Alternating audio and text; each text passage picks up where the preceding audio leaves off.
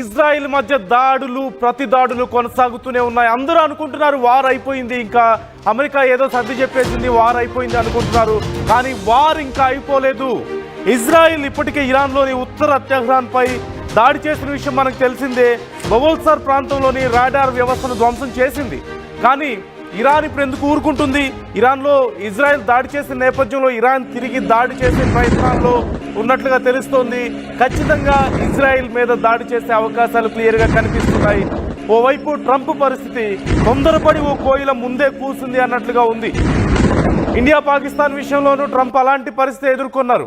ఇప్పుడు Iran Israel విషయంలో కూడా అలాంటి పరిస్థితిని ఎదుర్కొంటున్నారు.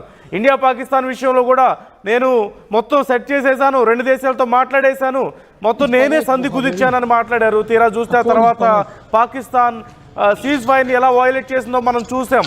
పరిస్థితులు మరొకసారి ఉద్రిక్తంగా మారబోయి ఇండియా నిగ్రహించుకోబట్టి, ఇండియా పీస్ని కోరుకోబట్టి ఆగింది, లేదంటే ఖచ్చితంగా కొనసాగేది. కానీ ఇరాన్ ఇజ్రాయెల్ పరిస్థితులు అలా లేదు. ట్రంప్ చెప్పాడు కదా, ఇంకా ఊరుకుందామనే పరిస్థితి లేదు. ఇరాన్ కొనసాగిస్తోంది దాడులు, ఇజ్రాయెల్ కూడా ప్రతి దాడులు కొనసాగిస్తూనే ఉంది. ఈ నేపథ్యంలో ఇంకా పూర్తిగా పరిస్థితి అదుపులోకి రాలేదు. ఓవైపు ట్రంప్ ఏమో అంతా సెట్ అయిపోయిందని ముందు చెప్పారు, తర్వాత లేదు ఇజ్రాయెల్ తప్పు చేసిందంటూ నాలుగు ఖర్చుకున్నటువంటి పరిస్థితి కూడా మనం చూసాం. ట్రంప్ స్టేట్మెంట్ ఇచ్చారు కదా, ఇది ఇజ్రాయెల్ ఇలా చేస్తుందని నేను ఎక్స్పెక్ట్ చేయలేదు, ఇంత నా మాట నేను చెప్పిన తర్వాత నా మాటని మీరి ఇజ్రాయెల్ ఇలా దాడులు చేస్తుందని నేను ఎక్స్పెక్ట్ చేయలేదు, ఆపడానికి ట్రై చేస్తానని చెప్పి మాట్లాడినటువంటి పరిస్థితి మనం చూసాం. ఓవైపు ఇజ్రాయెల్ దాడులు చేస్తే ఇరాన్ ఎందుకు కూరుకుంటుంది? ఇరాన్ ఖచ్చితంగా ఇజ్రాయెల్ మీద తిరిగి దాడులు చేస్తుంది. ఇక్కడ మొత్తం మీద తెలుస్తుంది ఏంటి అంటే, ట్రంప్ బయటకి భజన చేసుకుంటున్నాడు తప్పితే, డబ్బా కొట్టుకుంటున్నాడే తప్పితే ట్రంప్ని ఏ రకంగా కూడా ఇజ్రాయెల్ కానీ ఇరాన్ కానీ లెక్క చేయడం లేదు అనేది క్లియర్గా అర్థమైపోతుంది. ఒక్కసారి ట్రంప్ ఏమన్నాడు ఒకసారి చూద్దాం. ఒకరి మీద ఒకరు అంటే సీజ్ ఫైర్కి ఓకే చెప్పి ఇక దాడులు చేసుకోం, యుద్ధం అయిపోయిందని చెప్పిన తర్వాత కూడా ఒకరి మీద ఒకరు దాడులు చేసుకుంటున్న తరుణంలో ఇరాన్ ఇజ్రాయెల్ ట్రంప్ ఏమన్నారో ఒకసారి మనం చూద్దాం. I didn't like the fact that Israel unloaded right after we made the deal. They didn't have to unload. And I didn't like the fact that the retaliation was very strong. But in all fairness, Israel unloaded a lot. And now I hear Israel just went out because they felt it was violated by one rocket that didn't land anywhere. That's not what we want, I'll tell you. And I'm telling you, I'm not happy about that, Israel, either. I think they both violated it. I don't think I'm not sure they did it intentionally. They couldn't rein people back. I don't like the fact that Israel went out this morning at all. And I'm going to see if I can stop it. So as soon as I get away from you, I'm going to see if I can stop it, okay?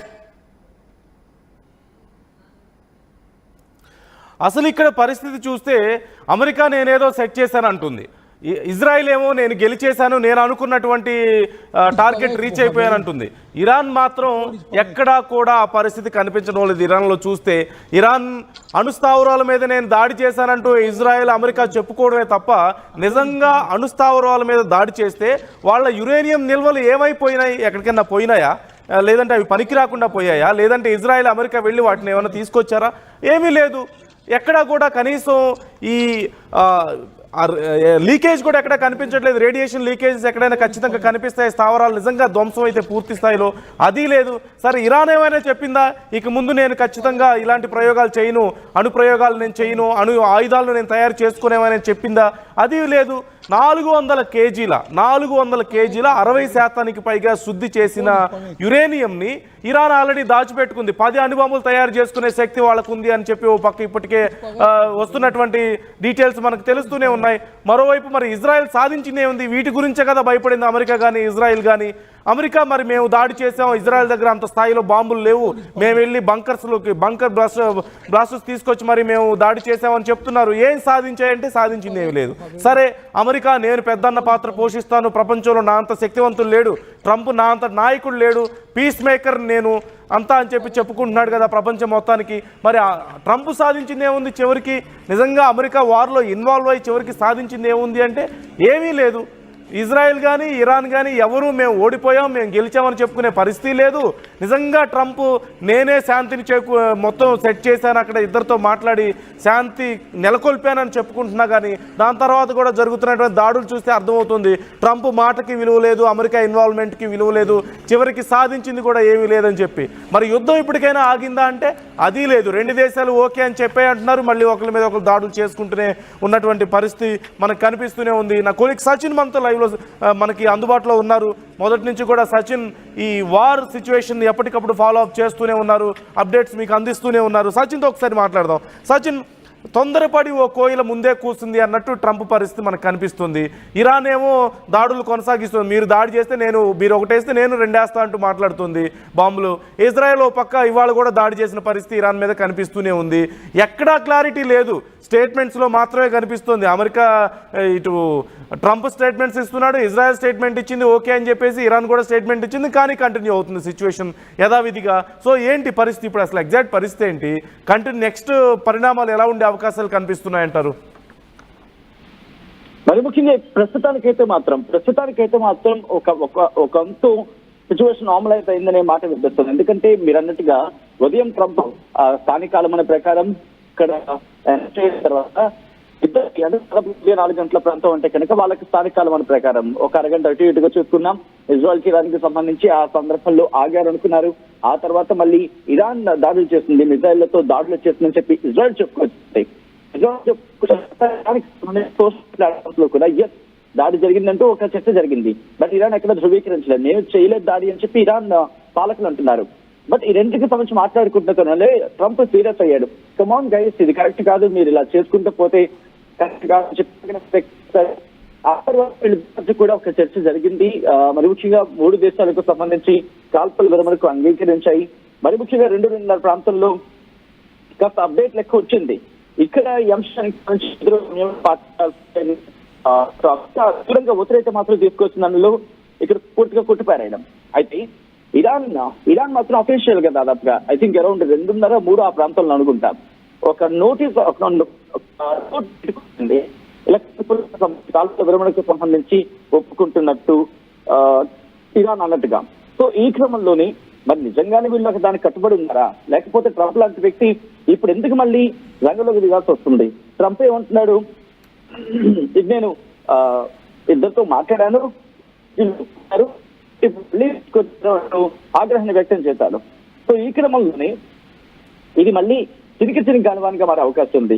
ఎందుకంటే ఎప్పుడైతే Iran దాడి చేస్తుందో Israel ఇక్కడ remember నందు Israel ఏమీ ఒప్పుకున్న పరిస్థితి అయితే కనిపించలేదు. అంటే ఏదో మనం సాధారణంగా అంటూ ఉంటాం కదా, తెలుగులో ఏమంటూ ఉంటామంటే ఒప్పుకున్నట్టు అంటే వాళ్ళు ఏదో అన్నట్టుగానే అనిపించింది వాతావరణం అంతా.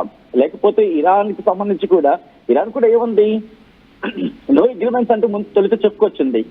ఇక్కడ ఇజ్రాయెల్ కి సంబంధించి కూడా ఇజ్రాయెల్ కూడా లేదు. ఇండియా పాకిస్తాన్ కి సంబంధించి ఎటువంటి సిచ్యువేషన్ లో అమెరికా మాట అందో అటువంటి మాట అక్కడ కూడా అంది. ఇద్దరు నా దగ్గరకు వచ్చారు, ఇద్దరు అంటే ఇరాన్ ఇజ్రాయెల్ నా దగ్గరకు వచ్చారు, నేను మాటలు జరిపాను, ఇద్దరిని కామ్ డౌన్ చేశాను, శాంతి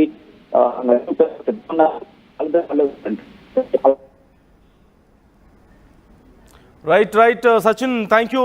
మొత్తం మీద పరిస్థితి అయితే ఇప్పటికి సర్దుమణగలేదు, కేవలం స్టేట్మెంట్స్ మాత్రమే సర్దుమణిగినట్లుగా కనిపిస్తున్నాయి. ట్రంప్ డబ్బా కొట్టుకోవడం తప్ప జరిగింది ఏమీ లేదు ఇక్కడ నిజం చెప్పాలంటే అనేది మాత్రం క్లియర్గా కనిపిస్తుంది. మరోవైపు ఇజ్రాయెల్ ఇరాన్కి సంబంధించినటువంటి ఉత్తర టెహ్రాన్పై దాడి చేసి బబుల్సార్ ప్రాంతంలోని రాడార్ వ్యవస్థను ధ్వంసం చేసినటువంటి నేపథ్యంలో తిరిగి ఇరాన్ దాడి చేసే అవకాశం ఉంది అంటూ మనకు క్లియర్గా తెలుస్తోంది. కాకపోతే ఎప్పుడు ఏ క్షణంలో ఇజ్రాయెల్ మీద దాడి చేస్తుందనేది తెలియట్లేదు. మరోవైపు ట్రంప్ బెంగబెట్టేసుకుంటున్నటువంటి పరిస్థితి, నా మాట ఎవరు వినట్లేదు, నేను ఎక్స్పెక్ట్ చేయలేదు ఇజ్రాయెల్ ఇలా చేస్తుందని, ఇరాన్ ఇలా చేస్తుందని చెప్పేసి, నేను మాట్లాడతాను, నేను ట్రై చేస్తానని చెప్పి ఇప్పుడు మాట్లాడుతున్నారు. ముందేమో అంతా నేను సెట్ చేసేసాను, నేను మొత్తం అక్కడ సంధిని కుదిర్చేశానని చెప్పి మాట్లాడినటువంటి అమెరికా ట్రంప్ ఇప్పుడేమో నేను ట్రై చేస్తాను మళ్ళీ సిచ్యువేషన్ని కంట్రోల్ చేయడానికి అని చెప్పి మాట్లాడుతున్నారు. అసలు నిజంగా కంట్రోల్ అవుతుందా అనే నమ్మకం వాళ్ళకే లేదనేది మాత్రం క్లియర్గా కనిపిస్తోంది. ట్రంప్ పరిస్థితి ఇప్పుడు ఎటు కాకుండా అయిపోయింది. ప్రపంచం ముందు తలదించుకో తప్పించుకోవాల్సిన పరిస్థితి ఒక రకంగా చెప్పాలంటే. అసలు అనవసరంగా ఈ ఇష్యూలో ఇన్వాల్వ్ అయ్యారు. ఇరాన్ ఇజ్రాయెల్ మధ్యలో ఇన్వాల్వ్ అవ్వడం ఒకటైతే డైరెక్ట్గా ఇరాన్ మీద దాడి చేయడమో ఒక విషయం మనం చూస్తూనే ఉన్నాం. మరోవైపు ఇంత చేసి మరి అమెరికా సాధించింది ఏంటి అంటే, మేము ఇలా చేసి పీస్ని సెట్ చేయడానికి చూస్తున్నాం ఇరాన్ ఇజ్రాయెల్ మధ్యలో అని చెప్పి మాట్లాడారు. తీరా చూస్తే అది కూడా జరిగిందేం లేదు. వాళ్ళ యురేనియం నిల్వలు వాళ్ళకి అలాగే ఉన్నాయి. ఇజ్రాయెల్ కానీ అమెరికా కానీ సాధించింది ఏమీ లేదు అనేది ఇక్కడ క్లియర్గా కనిపిస్తోంది. మొత్తం మీద ఏం జరగబోతుందనే ఉత్కంఠ